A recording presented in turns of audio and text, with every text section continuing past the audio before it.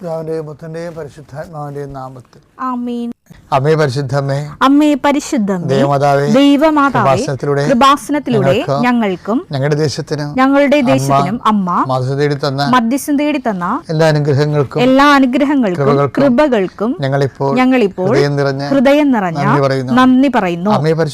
അമ്മേ പരിശുദ്ധമേ, ദൈവമാതാവേ, 2004 ഡിസംബർ 7 തീയതി ഉച്ചകഴിഞ്ഞ് 2:30 കൃപാസനത്തിൽ സംഭവിച്ച അമ്മയുടെ പ്രത്യക്ഷപ്പെടലിനെ കുറിച്ച് തിരുസഭയ്ക്ക് സമർപ്പിച്ചിരിക്കുന്ന പഠനരേഖകളുടെ മേൽ സഭാത്മകമായ പഠനം ആരംഭിക്കുവാൻ ഞങ്ങൾ പ്രാർത്ഥിക്കുന്നു. അമ്മേ പരിശുദ്ധമേ, ഭൂസ്വർലോകങ്ങളുടെ രാജ്ഞിയായ അങ്ങേയ്ക്ക് ഭൗമ സംരക്ഷണത്തിനായി പ്രപഞ്ചപ്രകൃതിയെ തന്നെ തിരുസഭ പ്രതിഷ്ഠിക്കുവാൻ ഈ പ്രത്യക്ഷീകരണം വഴി ഇടയാക്കണമേ.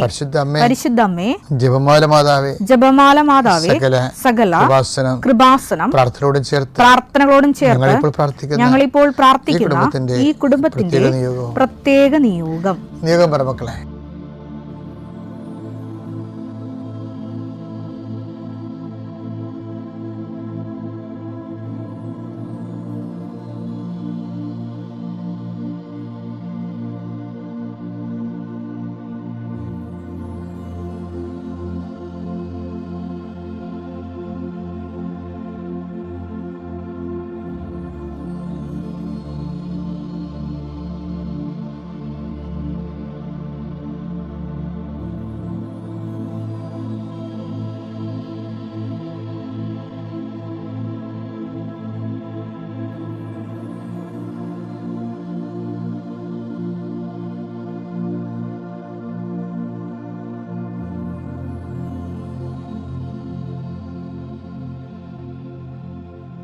അമ്മയുടെ പ്രത്യക്ഷീകരണത്തിന്റെ ഈ അനുഗ്രഹവേളയിൽ ഞങ്ങൾക്ക് സാധിച്ചു തരുവാൻ കനിയണമേ. ആമേൻ. വിശ്വാസ പ്രമാണം. സർവശക്തനായ പിതാവും ആകാശത്തിന്റെയും ഭൂമിയുടെയും സൃഷ്ടാവുമായ ദൈവത്തിൽ ഞാൻ വിശ്വസിക്കുന്നു. അവിടുത്തെ ഏകപുത്രനും ഞങ്ങളുടെ കർത്താവുമായ ഈശോ മിശിഹായിലും ഞാൻ വിശ്വസിക്കുന്നു. ഈ പുത്രൻ പരിശുദ്ധാത്മാവിനാൽ ഗർഭസ്ഥനായി കന്യകാമറിയത്തിൽ നിന്ന് പിറന്ന് പൊന്തിയോസ് പീലാത്തോസിന്റെ കാലത്ത് പീഡകൾ സഹിച്ച് കുരിശിൽ തറയ്ക്കപ്പെട്ട് മരിച്ച് അടക്കപ്പെട്ട് പാതാളങ്ങളിൽ ഇറങ്ങി മരിച്ചവരുടെ ഇടയിൽ നിന്ന് 3-ാം നാൾ ഉയർത്ത് സ്വർഗത്തിലേക്ക് എഴുന്നള്ളി സർവശക്തിയുള്ള പിതാവായ ദൈവത്തിന്റെ വലതുഭാഗത്തിരിക്കുന്നു. അവിടെ നിന്ന് ജീവിക്കുന്നവരെയും മരിച്ചവരെയും വിധിക്കുവാൻ വരുമെന്നും ഞാൻ വിശ്വസിക്കുന്നു. പരിശുദ്ധാത്മാവിലും ഞാൻ വിശ്വസിക്കുന്നു. വിശുദ്ധ കത്തോലിക്കാ സഭയിലും പുണ്യവാന്മാരുടെ ഐക്യത്തിലും പാപങ്ങളുടെ മോചനത്തിലും ശരീരത്തിന്റെ ഉയർപ്പിലും നിത്യമായ ജീവിതത്തിലും ഞാൻ വിശ്വസിക്കുന്നു. ആമേൻ. സുഖസ്ഥനായ ഞങ്ങളുടെ പിതാവേ, അങ്ങയുടെ നാമം പൂജിതമാകണമേ. അങ്ങയുടെ രാജ്യം വരണമേ. അങ്ങയുടെ തിരുമനസ് സ്വർഗത്തിലെ പോലെ ഭൂമിയിലും ആകണമേ. അന്നു വേണ്ടുന്ന ആഹാരം ഇന്ന് ഞങ്ങൾക്ക് തരണമേ. ഞങ്ങളോട് തെറ്റ് ചെയ്യുന്നവരോട് ഞങ്ങൾ ക്ഷമിക്കുന്നത് പോലെ ഞങ്ങളുടെ തെറ്റുകൾ ഞങ്ങളോടും ക്ഷമിക്കണമേ. ഞങ്ങളെ പ്രലോഭനത്തിൽ ഉൾപ്പെടുത്തരുതേ, തിന്മയിൽ ഞങ്ങൾ രക്ഷിക്കണമേ. ആമേൻ. നന്മ നിറഞ്ഞ മറിയമേ, സ്വസ്തി. കർത്താവ് അങ്ങയുടെ കൂടെ സ്ത്രീകളിൽ അങ്ങ് അനുഗ്രഹിക്കപ്പെട്ടവളാകുന്നു. അങ്ങയുടെ ഉദരത്തിൻ ഫലമായി ഈശോ അനുഗ്രഹിക്കപ്പെട്ടവനാകുന്നു. പരിശുദ്ധ മറിയമേ, തമ്പുരാന്റെ അമ്മേ, പാപികളായ ഞങ്ങൾക്ക് വേണ്ടി ഇപ്പോഴും ഞങ്ങളുടെ മരണസമയത്തും തമ്പുരാനോട് അപേക്ഷിക്കണമേ. ആമേൻ. കർത്താവ് നിന്റെ ഉന്നതമായ നാമത്തിന് സ്വസ്ഥം ചെയ്യുന്ന കർത്താവ് നിന്റെ വിശുദ്ധ പൗരോഹിത്യത്തെ മഹത്വപ്പെടുത്തണമേ. കർത്താവ് സഭയിലുള്ള സാന്നിധ്യം പ്രകടമാക്കണം. 39 വർഷം ഞാൻ അർപ്പിച്ച കൃപാന്റെ യോഗ്യതയാൽ കൃപാസ്ഥാനത്താരെ ജീവനോടെ പ്രത്യക്ഷപ്പെട്ട പരിശുദ്ധമ്മയുടെ മാധ്യസ്ഥത്തിലെ ഞാൽത്താറയിൽ നടന്ന 10,000 ആരാധനയുടെ യോഗശക്തിയാൽ അങ്ങനെ മക്കൾക്ക് വേണ്ടി ഞാൻ പ്രാർത്ഥിക്കുന്നു. ഇന്ന് ഈ ദിവസം ജോലിക്ക് വേണ്ടി പരിശ്രമിക്കുന്നവരുണ്ട്, ആശുപത്രി പോകുന്നവരുണ്ട്, പ്രമാണം ചെയ്യാൻ വേണ്ടി പോകുന്നവരുണ്ട്, അഡ്വാൻസ് കൊടുക്കാൻ പോകുന്നവരുണ്ട്, ഇൻ്റർവ്യൂവിന് പോകുന്നവരുണ്ട്, അതുപോലെ തന്നെ ഓരോരോ ക്രയവിക്രയങ്ങൾക്കും ഏജൻസിക്കും ബിസിനസ്സിന് പോകുന്നവരുണ്ട്, വിവാഹകാര്യത്തിന് വേണ്ടി പോകുന്നവരുണ്ട്, മക്കൾക്ക് വേണ്ടിയുള്ള കാര്യങ്ങൾക്ക് വേണ്ടി പോകുന്നവരുണ്ട്, വീടിനോട് ബന്ധപ്പെട്ട കാര്യങ്ങൾക്ക് വേണ്ടി പോകുന്നവരുണ്ട്, റവന്യൂ ആയിട്ടുള്ള കാര്യങ്ങൾക്ക് വേണ്ടി പോകുന്നവരുണ്ട്. ഈശോ അവരെ എല്ലാവരെയും അപകടമില്ലാതെ വീട്ടിലെത്തുന്നതിന് വേണ്ടി യാത്രയെ സംബന്ധിച്ച് പ്രാർത്ഥിക്കുന്നു. അവിടെ യാത്രയെ കണ്ടുമുട്ടുന്ന വ്യക്തികൾ അകപ്പെടാതിരിക്കാനും പലതരത്തിലുള്ള ഞെരുക്കങ്ങൾ ചാടാതിരിക്കാനും എടുക്കുന്ന തീരുമാനം കറക്റ്റായിരിക്കാനും കറക്റ്റ് തീരുമാനത്തിൽ നിനക്ക് വിജയം ഉണ്ടാകാൻ പരിശുദ്ധ ദേവമാത നിങ്ങൾ മക്കളെ സംബന്ധിച്ച് പ്രാർത്ഥിക്കുന്നു. സ്തുതിക്കട്ടെ. Hallelujah. Jesus Christ, pour out His Spirit, with fire fingers, soak with the precious blood, Lord, and peace, Spirit of power and grace. ഇവനെൻ്റെ പ്രിയപുത്രനാണെന്ന് പറഞ്ഞതിന് ശേഷം പിന്നീട് പറഞ്ഞ് സ്വയം ചെറുതാകാൻ പറഞ്ഞു. അതിനാണ് മരുഭൂമിയിലോട്ട് കൊണ്ടുപോകുന്നത്, സ്വയം ചെറുതാകാൻ. അവിടെ വായി നോക്കി ആ പലുതാക്കാത്ത വന്ന് ഓരോ കാര്യം പ്രലോഭനം പറഞ്ഞു കൊടുത്തിട്ട് ഇവനെ കൊച്ചാക്കി നോക്കും. പല രീതി കല്ലപ്പം ആകുക, ഇങ്ങനെയുള്ള തരികടപ്പരുടെ എല്ലാം പറഞ്ഞു കൊടുത്തിട്ട് ഇതിനെല്ലാം കൺഫ്രണ്ട് ചെയ്യുന്നുണ്ട്. ഇനി ഈ ദൈവപുത്രനാണെന്നുള്ളത് ഒരു ആട്രിബ്യൂഷൻ അല്ല, അത് യേശു സ്വയം ആർജിച്ചതാണെന്നുള്ളത് വളരെ വ്യക്തമാണ്. ഈ പ്രലോഭനത്തിലൂടെ ജയിച്ചിരിക്കുന്നതാണ്. ജയിച്ചു കഴിയുമ്പോൾ പറയാൻ എന്താണെന്നറിയാമോ? അവൻ ആത്മാവിൽ ശക്തിപ്പെട്ട് ആ മരുഭൂമിയിൽ നിന്ന് പുറത്തേക്ക് യൂദയായിലേക്ക് വന്നു. അപ്പം നിന്നെ മരുഭൂമി കൊണ്ടുപോയതും സ്റ്റാറ്റസ് ലോ ചെയ്യാൻ നോക്കിയതും എന്തിനു വേണ്ടിയാണ്? ആത്മാവിനെ ശക്തിപ്പെടും. ദൈവവേദനെ നിന്നെ മരുഭൂമിയിലേക്ക് കൊണ്ടുപോകണം ദൈവം, മരുഭൂമി അനുഭവങ്ങളിലൂടെ നടത്തിപ്പോണം ദൈവം ഉദ്ദേശിക്കുന്ന ഒരു ലക്ഷ്യമുണ്ട്. അതെന്താണ്? 14:14 യേശു ആത്മാവിന്റെ ശക്തിയോടെ ഗലീലയിലേക്ക് മടങ്ങിപ്പോയി. മനോഹരമാണ് സുവിശേഷം. എന്നെ നിന്നെ ശക്തിപ്പെടുത്താൻ വേണ്ടിയാണ് മരുഭൂമിയിലൂടെ കൊണ്ടുപോകുന്നത്. മരുഭൂമി നടക്കണത് എന്താണ്? ദൈവപുത്രൻ എന്നുള്ള നിൻ്റെ സ്റ്റാറ്റസ് എവിടെയാണ് നിൻ്റെ സ്റ്റാറ്റസ് ലോ ചെയ്യുന്ന സാഹചര്യം ഉണ്ടാകണത്? അന്ന് നീ മരുഭൂമിയിലാണെന്ന് ഓർക്കണം. നീ മരുഭൂമിയിലാണെന്ന് ഓർത്ത് കഴിഞ്ഞാൽ അടുത്ത സ്റ്റെപ്പ് നീ ആത്മാവ് ശക്തിപ്പെട്ടുകൊണ്ട് കർത്താവിൻ്റെ രാജ്യത്തിലേക്ക് പ്രവേശിക്കും എന്നുള്ളതാണ് സത്യം. ഇതാണ് പ്രോസസ്സിങ് എന്ന് പറയുന്നത്. ഗംഭീര പ്രോസസ്സിങ്ങാണ്. ഇത് മനസ്സിലാക്കി എടുക്കണമെങ്കിൽ ഇപ്പം കഴിഞ്ഞ ദിവസങ്ങളിലൊരു സാക്ഷ്യം ഉണ്ടായി. സാക്ഷ്യത്തിൻ്റെ അവരുടെ പേരെന്നാ? കവിത വെട്ടിയാറിൽ നിന്ന്. കവിത എന്ന് പറഞ്ഞാൽ നോൺ ക്രിസ്ത്യനാണ്. പക്ഷെ അവർ നോൺ ക്രിസ്ത്യൻ ആണെങ്കിൽ അവരുടെ സാക്ഷ്യങ്ങളെന്ന് പറയണത് അവരിതുപോലെ ഒക്കെ കുറേ പ്രോബ്ലംസാണ്. ഒന്ന്, അവർക്ക് ഒരു സ്ഥലമുണ്ട്, പക്ഷേ രണ്ട് പറമ്പ് ആ പറമ്പിലേക്ക് വഴിയില്ല. അതാണ് പ്രശ്നം. വിൽക്കാനും പറ്റത്തില്ല, പൊറുക്കാനും പറ്റത്തില്ല. പൊറുക്കാനും പറ്റത്തില്ല. അപ്പം ഇവിടെ ഉഴമ്പെടുക്കാൻ നേരത്ത് കവിത കർത്താവേ വിൽക്കാനും പറ്റണില്ല, പൊറുക്കാനും പറ്റണില്ല എന്ന് എഴുതി. അതെ. അപ്പം ഇവർ വഴി കൊടുത്താൽ മതി, പക്ഷെ കൊടുക്കത്തില്ല. വർഷങ്ങളോട് ചോദിക്കുന്നതാണ്, കിട്ടണില്ല. ഇവളുടെ ആസ്തി എന്താണ്? ഇവളുടെ ആസ്തി എന്ന് പറയുന്നത് നമ്മൾ നേരത്തെ പറഞ്ഞ നിഷ്കപടതയാണ്. കർത്താവിൻ്റെ തിരുസന്നിധിയിൽ എടുത്ത ഉടമ്പടിയിൽ ഈ കവിതയുടെ സാക്ഷ്യം വായിക്കാൻ കേൾക്കാൻ നല്ല രസമാണ്. കവിത ഒരു ദിവസം ഒരു പള്ളിയുടെ വാക്കി കൂടി പോവുകയാണ് രാത്രി. അപ്പോഴുണ്ട് പെരുമഴയത്ത് 2 കെട്ട് കൃപാസനം പത്രം കുതിർന്ന് കിടക്കണം. അപ്പം ഇവർ ആ 2 പത്രം വെള്ളത്തിൽ നിന്ന് എടുത്ത് അത് വീട്ടിൽ കൊണ്ടുപോയി അഴയിലിട്ട് ഉണക്കി പഴയതുപോലെ തേച്ച് വൃത്തിയാക്കി എടുത്തിട്ട് ഇവൾ ഓരോ വീടുകളിലും കൊണ്ടുപോയി കൊടുക്കും. അത് കൊടുത്തു കഴിഞ്ഞപ്പോൾ കർത്താവിന് നിഷ്കാപട്യം പിടികിട്ടി. ഇരുട്ടത്ത് കിട്ടിയ പത്രമല്ലേ, ഇവിടെ ചവിട്ടിപ്പോയാലും ആര് തിരക്കാനാണ്? അത് ഓർക്കണം. ക്രിസ്ത്യൻ പള്ളിയുടെ വാതിക്ക് ക്രിസ്ത്യൻ പത്രം മഴയത്ത് കിടന്ന് രാത്രി നനയുകയാണ്. ഒരു നോൺ ക്രിസ്ത്യൻ ആ പത്രം എടുത്തിട്ട് വീട്ടിൽ കൊണ്ട് ഉണക്കുകയാണ്.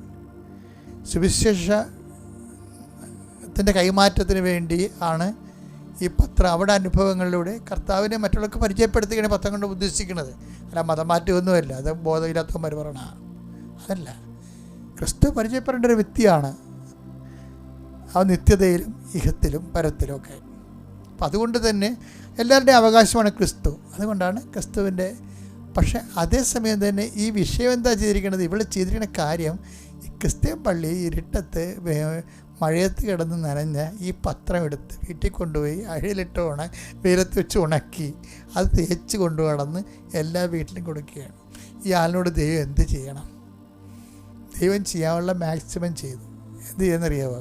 പിറ്റേ ദിവസം ഈ 2 വീട്ടുകാരും വർഷങ്ങളായിട്ട് വഴി കൊടുക്കാത്ത 2 വീട്ടുകാരും ഇവിടുത്തെ വീട്ടിൽ വന്നേച്ചും പറഞ്ഞ് ഞങ്ങൾ സ്ഥലം കൊടുക്കാൻ പോകണം, നിനക്ക് വഴി വേണ്ടതെന്നും പറഞ്ഞ് 6 മീറ്റർ വഴി നീളത്തിലുള്ള വഴി 2 പേരും കൂടി കൂടുതലും പോയി. അതാ വിഷയം. കാപട്യമില്ല എന്നുണ്ടെങ്കിൽ സത്യസന്ധമായ ഡീലിങ് നമ്മൾ ദൈവത്തോട് നടത്തി. ഇപ്പം നമുക്കെല്ലാം പറ്റുന്ന വിഷയം വെച്ചാൽ ദൈവം ആദ്യം ഒരു അത്ഭുതം കാണിക്കട്ടെ എന്നൊക്കെ വിചാരിച്ചുകൊണ്ട് നമുക്ക് അത് കാപട്യമാണ്. ദൈവം ആദ്യം അത്ഭുതം കാണിച്ചിട്ട് നീ ഉടുത്ത് കെട്ടി ഇറങ്ങാമെന്ന് പറയണതിന് പിന്നിൽ ഒരു കാപട്യമുണ്ട്. ഇത് ദൈവം വെച്ച് പൊറപ്പിക്കത്തില്ല. എന്താ കാര്യം വെച്ച് കഴിഞ്ഞാൽ കർത്താവിൻ്റെ രീതി എന്നാണ് വെച്ചത്, കർത്താവ് ചെയ്യാനുള്ളത് ആദ്യമേ ചെയ്ത് കഴിഞ്ഞു. കുരിശിലെ മരണവും വീണ്ടെടുപ്പും ഇനി നമ്മുടെ ഓപ്ഷൻസാണെല്ലാം. അത് കർത്താവിൻ്റെ പീഡാനുഭവത്തിലുള്ള പ്രഖ്യാപനമായാലും ഉയർപ്പിലുള്ള വിശ്വാസമായാലും വരെയുള്ള കാത്തിരിപ്പായാലും എല്ലാം നമ്മൾ ചെയ്യേണ്ട കാര്യങ്ങളാണ്. അല്ല ഇനിയും ദൈവം ചെയ്യട്ടെ എന്നതിന് അതിനകത്ത് ലോജിക്കില്ല ശരിക്കും പറഞ്ഞാൽ. അപ്പോൾ എല്ലാ കാര്യങ്ങളുടെ കാര്യത്തിലും ഞാൻ അച്ഛൻ്റെ വർത്തമാനമൊക്കെ നിങ്ങൾ മക്കൾ കേട്ടതിന് ശേഷം, മറ്റുള്ളവരുടെ അനുഭവങ്ങൾ കണ്ടതിന് ശേഷം നിങ്ങളിത് പൊളിച്ചെഴുതണം. നിങ്ങളുടെ ജീവിതം ക്രിസ്തുവിന് അനുകൂലമായ രീതിയിൽ പൊളിച്ചെഴുതി നിങ്ങൾ വീണ്ടെടുപ്പിൻ്റെ വലിയ കൃപ ധരിക്കാൻ ദൈവം നിങ്ങളെ സഹായിക്കട്ടെ. പിതാവിൻ്റെയും പുത്രൻ്റെയും പരിശുദ്ധാത്മാവിൻ്റെയും നാമത്തിൽ ആമേൻ. അമ്മ ജീവനോടെ പ്രത്യക്ഷപ്പെട്ട ഈ പുണ്യാൾത്താരയിൽ വന്ന് സാക്ഷ്യം പറയുവാൻ ഞങ്ങളെ അനുഗ്രഹിച്ചതിന് അമ്മയ്ക്കും ഈശോയ്ക്കും 1000 നന്ദി പറയുന്നു. എൻ്റെ പേര് മേരി വർഗീസ്, ഇതെൻ്റെ ഭർത്താവ് വർഗീസ്. ഞങ്ങളുടെ സ്ഥലം ചാലക്കുടിക്കടുത്ത് മേലൂർ. ഞാൻ ആദ്യമായി ഉടമ്പടി എടുത്തത് 2023 സെപ്റ്റംബർ 29 ഉടമ്പടി എടുത്ത അന്ന് മുതൽ കൃപാസനം പത്രം വഴിയാണ് ഞാൻ കൃപാസനത്തെക്കുറിച്ച് അറിയുന്നത്. കൃപാസനം പത്രം വായിച്ച് അതിലെ സാക്ഷ്യങ്ങളൊക്കെ കണ്ടു കഴിഞ്ഞപ്പോൾ എനിക്ക് അമ്മേനെ ഒന്ന് വന്ന് കാണണമെന്ന് മാത്രമേ ഞാൻ ആഗ്രഹിച്ചിട്ടുണ്ടായിരുന്നുള്ളൂ. മാസങ്ങളോളം ഞാൻ അതിനുവേണ്ടി ഒരുങ്ങി പ്രാർത്ഥിച്ചു. ഒരു 1.5 വർഷം കൊണ്ട് 500ഓളം ജപമാല ചൊല്ലി പ്രാർത്ഥിച്ചു. ഇങ്ങനെ പ്രാർത്ഥിച്ചുകൊണ്ടിരിക്കുമ്പോഴത്തേക്കും അമ്മ തന്നെയാണ് പറഞ്ഞത്, നീ വന്ന് കണ്ടാൽ പോരാ, നീ ഉടമ്പടി എടുക്കണം, ഞാൻ സഞ്ചാരി മാതാവാണ്, ഞാൻ നിൻ്റെ കൂടെ ഉണ്ടായിരിക്കുമെന്ന്. ഞാൻ ചെറുപ്പം മുതലേ വളരെയേറെ വിശ്വാസത്തോടെ ഈശോയോടും മാതാവിനോടും പ്രാർത്ഥിക്കുന്ന ഒരു വ്യക്തിയായിരുന്നു. എനിക്ക് പലപ്പോഴും അമ്മ മാതാവിൻ്റെ സുഗന്ധാഭിഷേകവും അമ്മ മാതാവിനെ സ്വപ്നം കാണാനും ഉള്ള ഭാഗ്യം ലഭിച്ചിട്ടുണ്ട്. അങ്ങനെ അമ്മ പറഞ്ഞതനുസരിച്ചാണ് 6 മാസം ഞാൻ വന്ന് ഉടമ്പടി എടുത്തത്.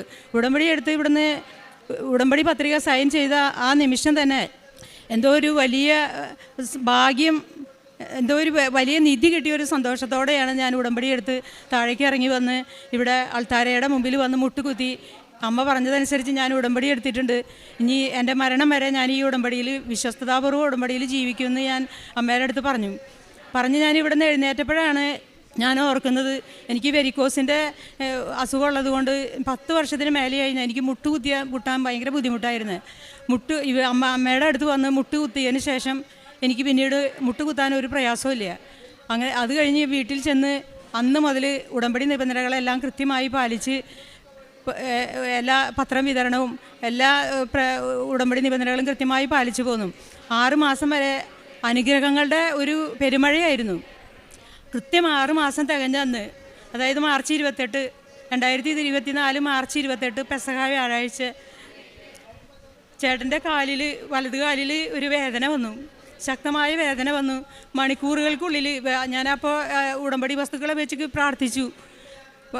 ആൾ കിടന്നുറങ്ങി. 1 മണിയൊക്കെ ആയപ്പോഴത്തേനും കിടന്നുറങ്ങി. രാവിലെ എഴുന്നേക്കാൻ പറ്റിയില്ല. കാലങ്ങ് തളർന്നു പോയി.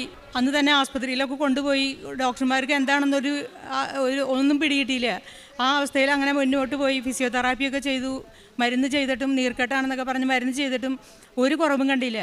അങ്ങനെ ഇരിക്കുമ്പോഴത്തേനും വേദന, കാല് പൂർണ്ണമായിട്ട് നീര് വെച്ചു. പിന്നെ പനി, ഭയങ്കര ശക്തമായ പനിയും വന്നു. ഹോസ്പിറ്റലിൽ അഡ്മിറ്റായി കഴിഞ്ഞ് അവർ വീണ്ടും അതെന്താണെന്ന് അറിയാൻ വേണ്ടി ടെസ്റ്റുകൾ ചെയ്തുകൊണ്ടിരിക്കുമ്പോഴത്തേനും ആളുടെ വയറ് വീർത്ത് വരാൻ തുടങ്ങി. ഒരു ദിവസം രാത്രിയിൽ വയറ് അല്ലാതെ വീർത്ത് വന്ന് വയറ് പൊട്ടുന്ന ഒരവസ്ഥയിലേക്ക് വന്നു. ശക്തമായ പനി. ഇനി എന്ത് ചെയ്യണമെന്ന് അറിയാതെ ഞാൻ ആകെ തകർന്നു പോയി. ബൈബിൾ തുറന്നപ്പോൾ എനിക്ക് കിട്ടിയത് ഇത്. ഞാൻ ഈശോയോട് അങ്ങനെ ചോദിച്ചു, ഇതെന്താ ഈ സഹനം, 1 മാസമായിട്ടും ഈ സഹനത്തിന് ഒരു കുറവുമില്ലല്ലോ എന്നൊക്കെ പറഞ്ഞ് ഇങ്ങനെ പ്രാർത്ഥിച്ച് ബൈബിൾ തുറന്നപ്പോൾ എനിക്ക് കിട്ടിയത് 1 പത്രോസ് 4:12-13 പ്രിയപ്പെട്ടവരെ, നിങ്ങളെ പരിശോധിക്കാനായി അഗ്നി പരീക്ഷകൾ ഉണ്ടാകുമ്പോൾ അപ്രതീക്ഷിതമായത് എന്തോ സംഭവിച്ചാലെന്നതുപോലെ നിങ്ങൾ പരിഭ്രമിക്കരുത്. ക്രിസ്തുവിൻ്റെ പീഡകളിൽ പങ്കാളിയാകുന്നതിൽ ആഹ്ലാദിക്കുവിൻ. അവൻ്റെ മഹത്വം വെളിപ്പെടുമ്പോൾ അത്യധികം ആഹ്ലാദിക്കുമെന്ന വചനം കിട്ടി. ദൈവനാമ മഹത്വത്തിനായിട്ട് ഈ രോഗം ദൈവമഹത്വം കാണാൻ ഇടവരുമെന്ന് വിശ്വസിച്ച് അതിൽ പ്രത്യാശ വെച്ച് പ്രാർത്ഥിച്ചുകൊണ്ടിരുന്നു. പിന്നെ ഒരു രാത്രിയിൽ, അത് ഏപ്രിൽ 27 വെളുപ്പിന് അർദ്ധരാത്രി, ശക്തമായ പനിയും വയറ് വീർത്ത് വന്ന് തലയും കൈയും കാലുകളിട്ട് അടിച്ച് ആൾ മരിക്കും എന്നുള്ള ഘട്ടത്തിലേക്ക് ആയി കഴിഞ്ഞപ്പോൾ ഞാൻ ഈശോയോട് പറഞ്ഞു, ഇനിയും സഹനത്തിന് വിട്ടുകൊടുക്കാതെ എൻ്റെ ചേട്ടൻ്റെ രോഗങ്ങളെല്ലാം എനിക്കിതായോ, ഞാൻ ഈ രോഗത്താൽ മരിക്കേണ്ടി വന്നാലും ഞാൻ ഈ രോഗം മാറ്റിത്തരണേന്ന് ഞാൻ പ്രാർത്ഥിക്കില്ല, ചേട്ടന് പൂർണ്ണ സൗഖ്യം നൽകണം. അങ്ങനെ പറഞ്ഞ് പ്രാർത്ഥിച്ച്, വചനം പറഞ്ഞ് പ്രാർത്ഥിച്ചു. നേർച്ച വസ്തുക്കൾ ഉപയോഗിച്ച് വെള്ളത്തിൽ ഉപ്പിട്ട് മേല് മുഴുവൻ തുടച്ചു, തൈലം തൊട്ട് കുരിശ് വരച്ചു, ഒരു 5 തുള്ളി തേനെടുത്ത് വായിലേക്ക് ഒഴിച്ചു കൊടുത്ത് ഈശോയുടെ 5 തിരുമുറികളുടെ യോഗ്യതയാൽ പൂർണ്ണ സൗഖ്യം നൽകണേന്ന് പറഞ്ഞ് പ്രാർത്ഥിച്ചു. അങ്ങനെ പ്രാർത്ഥിച്ചുകൊണ്ടിരിക്കുമ്പോഴത്തേനും ആ റൂമിലാകെ ഒരു സുഗന്ധാഭിഷേകം നിറഞ്ഞു. പരിശുദ്ധ അമ്മ വന്നു. അമ്മയുടെ സ്വരം ഞാൻ കേട്ടു. വിശുദ്ധ കുർബാന സ്വീകരിക്കണമെന്ന് അമ്മ പറഞ്ഞു. പറഞ്ഞതനുസരിച്ച് വെളുപ്പിന് 6 മണിയായപ്പോൾ വിശുദ്ധ കുർബാന സ്വീകരിച്ചു. അത് കഴിഞ്ഞ് ഒരു 10 മിനിറ്റ് കഴിഞ്ഞപ്പോഴത്തേനും ചേട്ടൻ ടോയ്ലറ്റിൽ പോയി. ഒരുപാട് വയറിളകിപ്പോയി. അതോടെ വയറ് ചുരുങ്ങി, പനി വിട്ടുമാറി. അതിനുശേഷം ഇന്ന് വരെ ഒരു നീരുവിശ പനി പോലും ചേട്ടന് വന്നിട്ടില്ല. ലിവറിൻ്റെ ടെസ്റ്റ് ചെയ്തപ്പോൾ ലിവർ സിറോസിസാണ്, ലിവറിൽ നീർക്കെട്ടാണ്. ആ നീർക്കെട്ട് ഇൻഫെക്ഷനായി എന്നാണ് ഡോക്ടർ പറഞ്ഞത്. അതിന് ഒരു പനിക്കൊരു പാരസിറ്റമോളും പോലും കഴിക്കരുത്, ഒരു വയറുവേദന വന്ന ഒരു അരിഷ്ടം പോലും കഴിക്കാൻ പാടില്ല എന്നാണ് ഡോക്ടർ പറഞ്ഞത്. അതിനൊരു മരുന്നും അവർ ചെയ്തുമില്ല. കാലിലെ നീർക്കെട്ടിന് അവർ വെള്ളം കുത്തിയെടുത്തിട്ട് ബയോപ്സി ചെയ്യാൻ വേണ്ടി വിട്ടിരുന്നു. ആ ബയോപ്സിയുടെ റിസൾട്ട് വന്നപ്പോൾ അന്നാണ് ബയോപ്സിയുടെ റിസൾട്ട് വന്നത്. അത് നെഗറ്റീവായിരുന്നു. അപ്പോൾ അന്ന് അങ്ങനെ സൗഖ്യം കിട്ടി. പക്ഷേ കാലിൻ്റെ അവസ്ഥയ്ക്ക് ഒരു തളർച്ചയും ആ നീരിനും ഇതിനും ഒരു വ്യത്യാസം ഉണ്ടായിരുന്നില്ല. പിന്നീട് ഞങ്ങൾ അന്ന് ഡോക്ടർ പറഞ്ഞു, വേറെ ഏതെങ്കിലും ഹോസ്പിറ്റലിലേക്ക് പോയിക്കോ, കാലിന് എന്താണ് രോഗം എന്നുള്ളത് ഞങ്ങൾ ഇവിടെ ഇനി ടെസ്റ്റുകളൊന്നും ചെയ്യാനില്ല, ഈ ടെസ്റ്റിലൊന്നും ഞങ്ങൾക്ക് ഒരു പിടിയും കിട്ടണില്ല, വേറെ ഏതെങ്കിലും ഹോസ്പിറ്റലിലേക്ക് കൊണ്ടുപോയിക്കോളാൻ പറഞ്ഞ് ഞങ്ങൾ അങ്ങനെ വീട്ടിലേക്ക്. അപ്പോൾ ചേട്ടൻ ആകെ പേടിച്ചു, ഞാനും കരഞ്ഞു. കാലിന് എന്താണാവോ അസുഖം എന്ന് വിചാരിച്ചിട്ട് ഞാനും കരഞ്ഞു. ഞാൻ കരയണ കണ്ടപ്പോൾ ചേട്ടനും കരഞ്ഞു. ചേട്ടനൊന്നും ആരോടും മിണ്ടുന്നില്ലായിരുന്നു. അന്ന് അത് കഴിഞ്ഞ് ചേട്ടൻ പറഞ്ഞു, എനിക്ക് വീട്ടിൽ പോകണം, 2 ദിവസം എനിക്ക് വീട്ടിലൊന്ന് കിടക്കണമെന്ന്, ഒരു ദിവസം എനിക്ക് വീട്ടിലൊന്ന് കിടക്കണമെന്ന് പറഞ്ഞു. അന്ന് പിറ്റേ ദിവസം സൺഡേ ആയതുകൊണ്ട് 2 ദിവസം വീട്ടിൽ കിടന്ന്, അതിൻ്റെ തൊട്ടടുത്ത ദിവസം മെയ് 29-ാം തീയതിയാണ് രാജഗിരി ഹോസ്പിറ്റലിൽ ചെന്ന് രാത്രിയെന്നോ പകലെന്നോ ഭേദമില്ലാതെ അവിടെ ടെസ്റ്റുകൾ ഓരോന്ന് ചെയ്ത് രോഗം കണ്ടുപിടിച്ചു. മെയ് 3-ാം തീയതി ഡോക്ടർ വന്നിട്ട് പറഞ്ഞു, ഒരു അപൂർവ രോഗം മൂലം കാല് തളർന്നു പോയി, ഇനി എഴുന്നേറ്റ് നടക്കും എന്നുള്ള യാതൊരു പ്രതീക്ഷയും വേണ്ട. അതോടൊപ്പം തന്നെ കാലിൽ ഇൻഫെക്ഷൻ വന്നിട്ടുണ്ട്. ആ ഇൻഫെക്ഷൻ എത്രയും പെട്ടെന്ന് അത് സർജറി ചെയ്ത് വാഷ് ചെയ്ത് ബയോപ്സിക്ക് അയക്കണം. അതല്ലാന്നുണ്ടെങ്കിൽ ശരീരത്തിൽ പെട്ടെന്ന് അത് സ്പ്രെഡായ ആൾ മരണപ്പെടാൻ സാധ്യതയുണ്ടെന്ന് പറഞ്ഞു. അങ്ങനെ അന്ന് അത് ചെയ്തു. കുഴപ്പമൊന്നുമില്ലാണ്ട് ഓപ്പറേഷൻ കഴിഞ്ഞു. ഞാൻ 5-ാമത്തെ ദിവസം വീണ്ടും ഡോക്ടർ വന്നിട്ട് പറയാ, റീഓപ്പൺ ചെയ്യേണ്ടി വരും, വീണ്ടും സർജറി ചെയ്യേണ്ടി വരും, കാലിന് നീര് വീണ്ടും കൂടി വരാണ്, എന്താ എനിക്ക് ആകെ പേടിയാവുന്നെന്ന് ഡോക്ടർ തന്നെ പറഞ്ഞു. ആ സമയം ഞാൻ ചേട്ടനെ സമർപ്പിച്ച് ആ കാലിൽ ഉടമ്പടി തൈലം തൊട്ട് എല്ലാ ദിവസവും പ്രാർത്ഥിക്കുന്നുണ്ട്. ഉടമ്പടി തൈലം നേർച്ച വസ്തുക്കളും കൊടുത്ത് അന്ന് പ്രത്യേകമായിട്ട് ഉടമ്പടി തൈലം കുരിശ് വരച്ച് പ്രാർത്ഥിച്ചുകൊണ്ടിരിക്കുമ്പോഴത്തേനും ഞാൻ അമ്മയുടെ അടുത്ത് പറഞ്ഞു, ഇനി ഈ കാലിൽ കത്തി വയ്ക്കാൻ അമ്മ അനുവദിക്കരുത്, പൂർണ്ണമായി സൗഖ്യം നൽകണേ എന്ന് പറഞ്ഞ് പ്രാർത്ഥിച്ചുകൊണ്ടിരിക്കുമ്പോഴത്തേനും ഒരു അതീവ സുന്ദരിയായിട്ടുള്ള ഒരു കന്യാസ്ത്രീ കയറി വന്ന് ഞാൻ കാലിൽ കുരിശ് വരച്ചതുപോലെ തന്നെ സിസ്റ്റർ കുരിശ് വരച്ച് പ്രാർത്ഥിച്ച് ഉടനെ ചേട്ടനോട് പറയാ, ചേട്ടൻ ഇങ്ങനെ കിടന്നാൽ പോരാ, ചാടി എഴുന്നേറ്റ എന്ന് പറഞ്ഞ വഴി ഇതുപോലെ തളർന്ന് കിടന്ന് ഒരു ചെറുവിരൽ പോലും അനക്കാൻ പറ്റാതെ കിടന്ന ആൾ ഒരു പാവ എഴുന്നേറ്റ് കട്ടിലിരിക്കുന്ന പോലെ അങ്ങ് എഴുന്നേറ്റിരുന്നു. ഞങ്ങളിത് എന്താണ് ഈ അത്ഭുതം, എന്ത് അത്ഭുതമായി കാണുന്നതെന്ന് ഓർത്തിട്ട് അവിടെ നിന്ന് ഞാൻ കരയാനാണ് ചെയ്തത്. അത് കഴിഞ്ഞ് സിസ്റ്റർ കൈ പിടിച്ച് ചേട്ടനെ ആ റൂമിലങ്ങ് നടത്തി വീണ്ടും കൊണ്ടുവന്ന് ബെഡിലിരുത്തി. പിറ്റേ ദിവസം ഡോക്ടർ എന്നിട്ട് പോകാൻ സമയത്ത് സിസ്റ്റർ പറഞ്ഞു, വിഷമിക്കണ്ട, തോളിൽ തട്ടിയിട്ട് പറഞ്ഞു, വിഷമിക്കണ്ട, ഞാൻ ഈശോയോട് പറഞ്ഞിട്ടുണ്ടെന്ന് പറഞ്ഞ് അങ്ങനെ സിസ്റ്റർ അങ്ങ് പോയി. പിറ്റേ ദിവസം ഡോക്ടർ വന്നപ്പോൾ പറഞ്ഞു, ഇനി സർജറി വേണ്ട എന്ന് പറഞ്ഞു. പക്ഷേ കാലിനൊരു വ്യത്യാസം ഉണ്ടായിരുന്നില്ല. അങ്ങനെ മെയ് 13-ാം തീയതി ഞങ്ങൾക്ക് ഡിസ്ചാർജ് പറഞ്ഞു. അപ്പം ഞാനിങ്ങനെ മാതാവിനോട് ഇങ്ങനെ മനസ്സിൽ വിചാരിച്ചുള്ളൂ, ഈ തളർന്ന് കിടക്കുന്ന ആളെയും കൊണ്ട് ഞാൻ വീട്ടിൽ പോയിട്ട് എന്ത് ചെയ്യും, ഒന്ന് എഴുന്നേറ്റൊന്ന് ബാത്റൂമിലേക്ക് പോകാനുള്ള ഒരു ആരോഗ്യമെങ്കിലും തന്നെങ്കിൽ എന്ന് ഞാൻ മനസ്സിൽ വിചാരിച്ചുള്ളൂ. അപ്പോഴത്തേനും ഈ സിസ്റ്റർ വീണ്ടും വന്ന് ചേട്ടൻ നല്ല ഉറക്കമായിരുന്നു. ആ സമയത്ത് ചേട്ടൻ്റെ കാലിൽ മുകളിൽ നിന്ന് തുടങ്ങി താഴെ വരെ അങ്ങ് തടവി. തടവുന്നതേ ഞാൻ കണ്ടുള്ളൂ. സിസ്റ്റർ തടവി കഴിഞ്ഞ വഴി പെട്ടെന്ന് ചേട്ടൻ ഉറക്കത്തിൽ നിന്ന് എഴുന്നേറ്റിട്ട് പറയാ, മാതാവിൻ്റെ അടുത്ത് വന്നു, എന്നെ ഐസ് കൊണ്ട് തടവി, എൻ്റെ കാലിൽ നിന്ന് എന്തോ ഒരു ഭാരം ഇറങ്ങിപ്പോയി, എൻ്റെ കാല് നീല കളറായി എന്ന് പറഞ്ഞു. ഞാൻ പെട്ടെന്ന് കാലിലേക്ക് നോക്കിയിട്ട് ഞാൻ തിരിഞ്ഞു നോക്കിയപ്പോൾ സിസ്റ്ററെ കാണുന്നില്ല. അങ്ങനെ കാല് നോക്കുമ്പോൾ മറ്റേ കാല് പോലെ തന്നെയായി. ആ കാല് പിന്നെ സാവധാനം ചേട്ടൻ നടന്നു തുടങ്ങി. ഇപ്പം സുഖമായിട്ട് നടക്കും. 3 മാസമൊക്കെ ആയപ്പോഴത്തേനും ഡോക്ടർ ഒരിക്കലും നടക്കില്ല എന്ന് പറഞ്ഞ് കാലിന് വീണ്ടും ചേട്ടൻ നന്നായി നടക്കാൻ തുടങ്ങി. അത് കഴിഞ്ഞ് ഒരു നവംബർ 20 അതങ്ങനെ ആ സൗഖ്യം. അതിന് പരിശുദ്ധ അമ്മയ്ക്കും ഈശോയ്ക്കും കോടാനുകോടി നന്ദി പറയുന്നു. അത് കഴിഞ്ഞ് ഒരു നവംബർ 20-ാം തീയതിയൊക്കെ ആയപ്പോഴത്തേനും, അപ്പോൾ അന്ന് ഞങ്ങൾ രാജഗിരി ഹോസ്പിറ്റലിൽ പോയി ചെക്കപ്പിന് പോയതാണ്. 3 ഡോക്ടേഴ്സിനെ കാണേണ്ടതുണ്ടായിരുന്നു.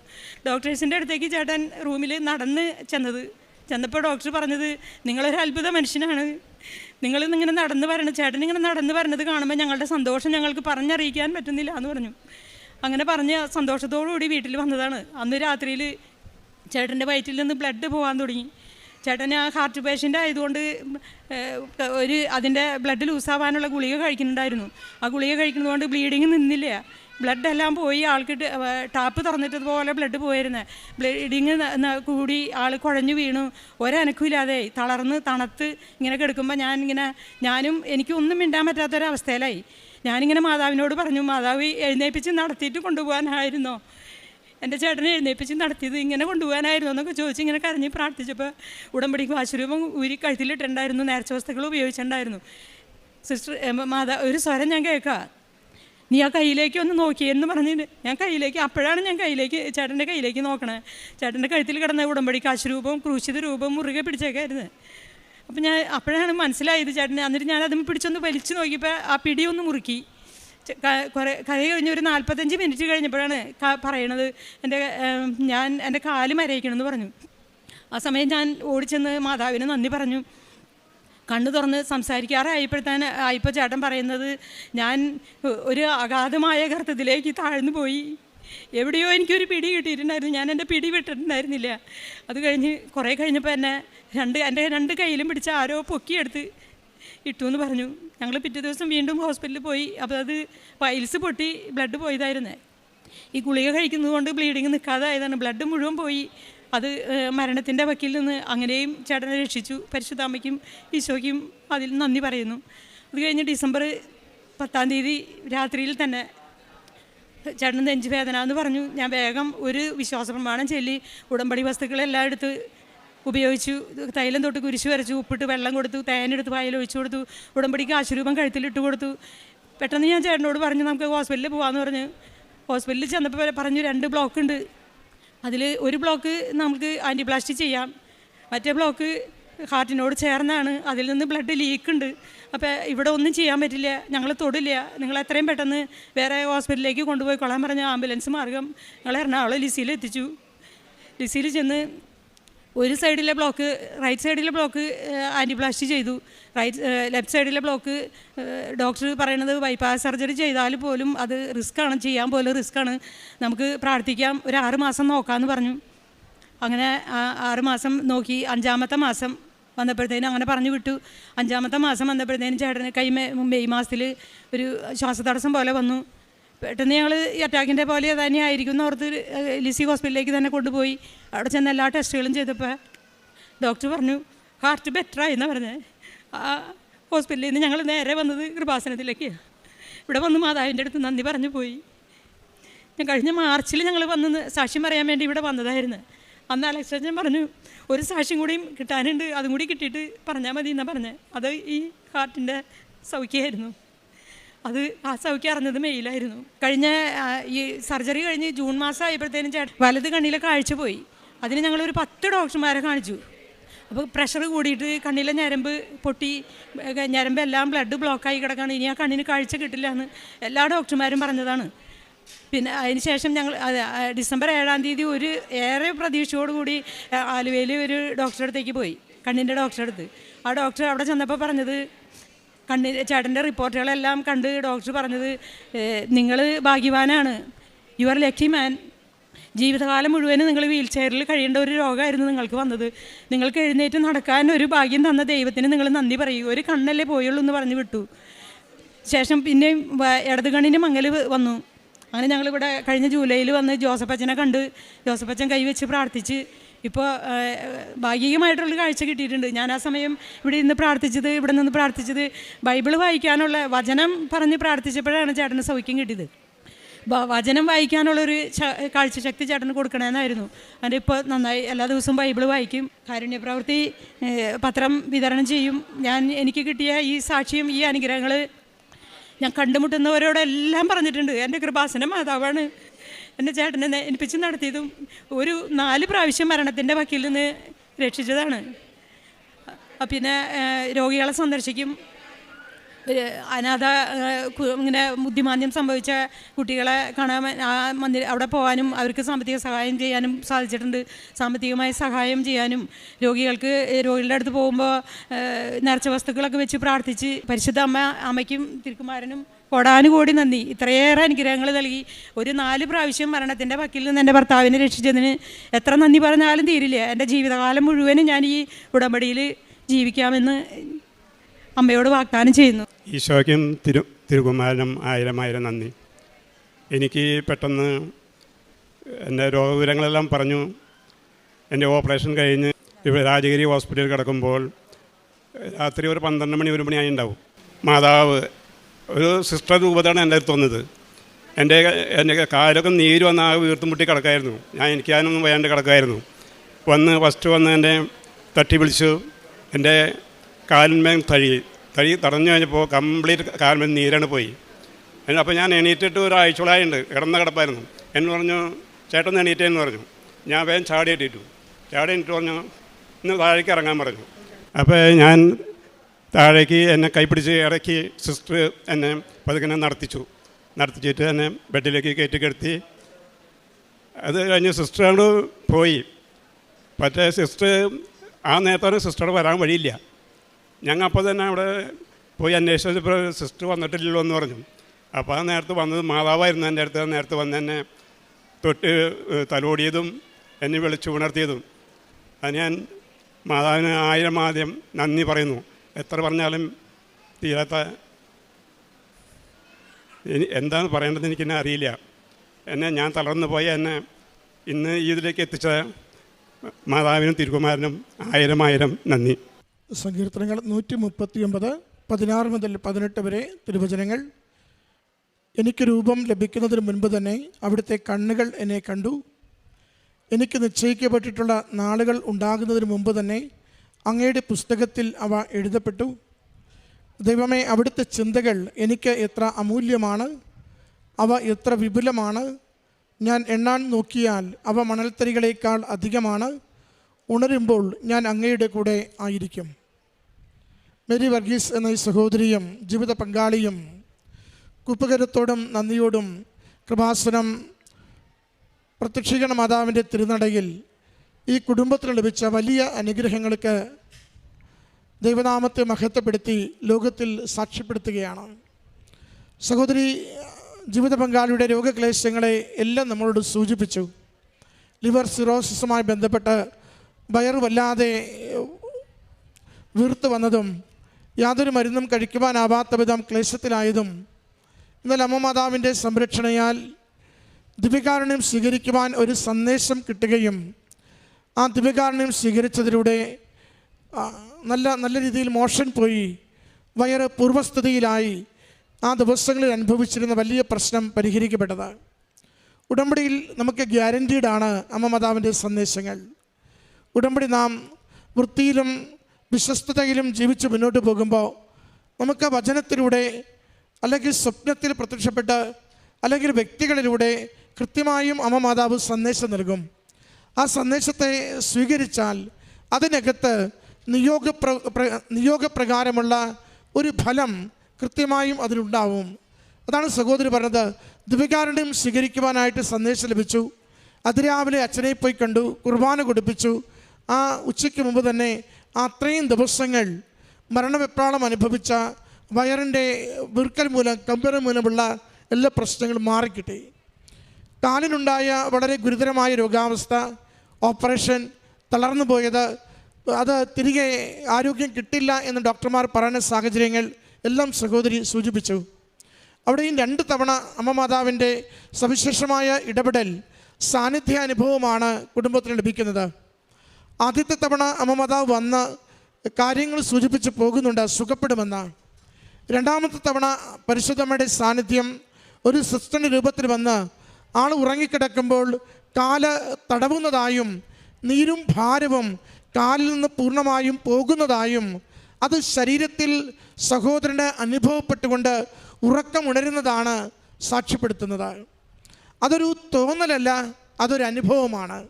കാരണം അതുകൊണ്ടാണ് ഈ അനുഭവം ഉണ്ടായ നിമിഷങ്ങൾക്കകം കാലുകുത്തി നടക്കുവാൻ തക്കവിധം കാലുകൾക്ക് ബലം കിട്ടുന്നത്. സ്വപ്നം കണ്ടു, അതുകൊണ്ട് സുഖം കിട്ടത്തില്ല. സ്വപ്നം സൗഖ്യമാകണമെങ്കിൽ അത് ശരീരത്തിൽ അനുഭവമാകണം. പരിശുദ്ധ അമ്മ മാതാവിൻ്റെ സാന്നിധ്യത്തിലൂടെ ആ സഹോദരൻ ലഭിച്ച കാലുകൾക്ക് ബലം പ്രാപിച്ച സൗഖ്യാനുഭവത്തെയാണ് 2ാമത് സാക്ഷ്യപ്പെടുത്തിയത്. മറ്റൊന്ന് ബ്ലീഡിങ്ങിനെ കുറിച്ചാണ് സൂചിപ്പിച്ചത്. കലശലായ ബ്ലീഡിങ്, അത് ഹാർട്ടിന് മരുന്ന് കഴിക്കുന്നത് കൊണ്ട് ക്ലോട്ടിങ് ആവാതെ തുരുതുര ബ്ലഡ് പോകുന്ന സാഹചര്യങ്ങൾ. അതിനും അമ്മ പറഞ്ഞു, ഉടമ്പടി കാശുരൂപവും ഉടമ്പടി നൃത്തവസ്തുക്കളും ഉപയോഗിച്ച് പ്രാർത്ഥിച്ചതിലൂടെ ആ ബ്ലീഡിങ് മാറുകയും രോഗമെന്താണെന്ന് മനസ്സിലാവുകയും വീണ്ടും ജീവൻ തിരികെ ലഭിക്കുകയും ചെയ്തു. മറ്റൊന്ന് കുടുംബം സൂചിപ്പിച്ചത് ഹൃദയാഘാതത്തെക്കുറിച്ചാണ്. അത് മാസീവ് അറ്റാക്കാണ് ശരിക്കും സഹോദരന് വന്നത്. ജീവൻ നഷ്ടപ്പെട്ടു പോകുന്ന തരത്തിൽ ഏറെ ഗൗരവമുള്ള അറ്റാക്ക് വരുന്നു. ആകെ തളർന്ന് ആശുപത്രിയിൽ കൊണ്ടുപോകുവാൻ പോലും പ്രയാസപ്പെട്ട് കിടക്കുന്ന മണിക്കൂറുകളിൽ എന്തുകൊണ്ട് അമ്മ മാതാവേ നീ ആളെ ഉണർത്തി എഴുന്നേൽപ്പിച്ച് നടത്തിയിട്ട് തിരികെ കൊണ്ടുപോകണോ എന്ന് ഈ സഹോദരി ചോദിച്ച് പ്രാർത്ഥിക്കുന്നത് സൂചിപ്പിക്കുന്നുണ്ട്. കണ്ണീര് തുടയ്ക്കുക എന്നത് അമ്മയുടെ ദൗത്യമാണ്. ഇല്ലായ്മ പരിഹരിക്കുക എന്നത് അമ്മയുടെ ദൗത്യമാണ്. ക്ലേശങ്ങൾ നീക്കിത്തരിക എന്നത് അമ്മ മാതാവിൻ്റെ ദൗത്യമാണ്. പുതിയ വഴികൾ തുറക്കുക എന്നത് അമ്മ മാതാവിൻ്റെ ദൗത്യമാണ്.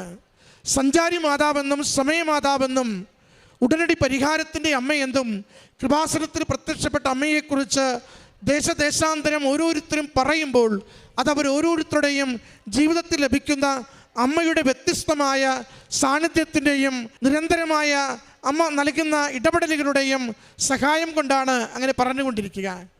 ഈ അമ്മയുടെ നിലവിളി ആളെ തളർന്നുപോയ കാലുകൾക്ക് കുതിപ്പ് കൊടുത്ത് എഴുന്നേൽപ്പിച്ച് നടത്തിയിട്ട് തിരികെ കൊണ്ടുപോകണോ, ഇതാണ് നിലവിളിക്കുന്നത്. അമ്മ പറയുന്നുണ്ട്, എനിക്ക് ലഭിച്ച സന്ദേശം കൈകളിലേക്ക് നോക്കുവാനാണ്. അമ്മ വൈകാരികമായി തന്നെ പറയുന്നത്, എനിക്ക് ലഭിച്ച സന്ദേശം കൈകളിലേക്ക് നോക്കുവാനാണ്. കൈകളിൽ ഉടമ്പടി കാശുരൂപം ഇരിക്കുന്നു. ഞാനത് വലിച്ചെടുക്കാൻ നോക്കുമ്പോൾ അത് മുറുകെ പിടിക്കുന്നു. സഹോദരൻ്റെ വാക്കുകൾ നിങ്ങൾ ശ്രദ്ധിച്ചു കാണും. എനിക്ക് ഹൃദയാഘാതം വന്നു, ഞാൻ ഏതോ വലിയൊരു കുഴിയിലേക്ക് വീണു പോകുന്നത് പോലെ, ഞാനിങ്ങനെ താന്ന് പോകുന്നത് പോലെ എനിക്ക് മനസ്സിലാവുന്നുണ്ട്. കുറച്ച് കഴിയുമ്പോൾ ആരോ എന്നെ വലിച്ചു പൊക്കിയെടുക്കുന്നു. രണ്ടും തമ്മിൽ വാക്കുകളിൽ ബന്ധമുണ്ട്. ഒരാൾ ഇത് പുറത്ത് ഭൗതികമായി ഈ കാശുരൂപം പിടിപിടാതെ ഇങ്ങനെ അമർത്തിപ്പിടിച്ചിരിക്കുന്നത് കാണുന്നു. മറ്റൊരാൾ ആ അബോധാവസ്ഥയിൽ ആരോ തന്നെ പിടിച്ചെഴുന്നേൽപ്പിക്കുന്നത് അനുഭവിക്കുന്നു. അതിൽ നിന്നും കിട്ടിയ സൗഖ്യത്തെയാണ് ഈ അൾത്താരയിൽ സാക്ഷ്യപ്പെടുത്തുന്നത്. പ്രിയമുള്ളവരെ, ദൈവത്തിന് അസാധ്യമായ ഒന്നുമില്ല. ദൈവശക്തി ഇന്നും നമ്മുടെ ജീവിതത്തിൽ പ്രവർത്തിക്കുന്നു.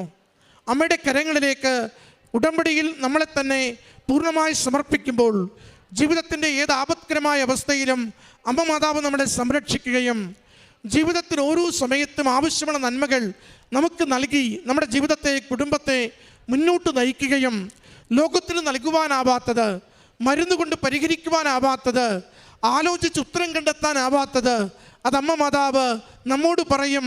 ദൈവശക്തിയാൽ, ദൈവികമായ ഇടപെടലുകളാൽ, ദൈവ സാന്നിധ്യത്താൽ നിന്റെ ജീവിതത്തെ അനുഗ്രഹിക്കപ്പെടും, സംരക്ഷിക്കപ്പെടുമെന്നാണ്. ജന്മം നൽകിയവൻ ആ ജനനത്തെയും ജീവിതത്തെയും സംരക്ഷിച്ച് പരിപാലിക്കുന്നതിൻ്റെ സാക്ഷ്യമാണ് ഈ കുടുംബം ഈ അൾത്താരയിൽ പങ്കുവയ്ക്കുന്നത്. ഈ കുടുംബത്തിന് ലഭിച്ച എല്ലാ ദൈവാനുഭവങ്ങളെയും രോഗസൗഖ്യങ്ങളെയും അമ്മ മാതാവിൻ്റെ സാന്നിധ്യാനുഭവങ്ങളെയും സന്ദേശങ്ങളെയും അമ്മ മാതാവിനും തിരുക്കുമാരനും നന്ദിപൂർവ്വം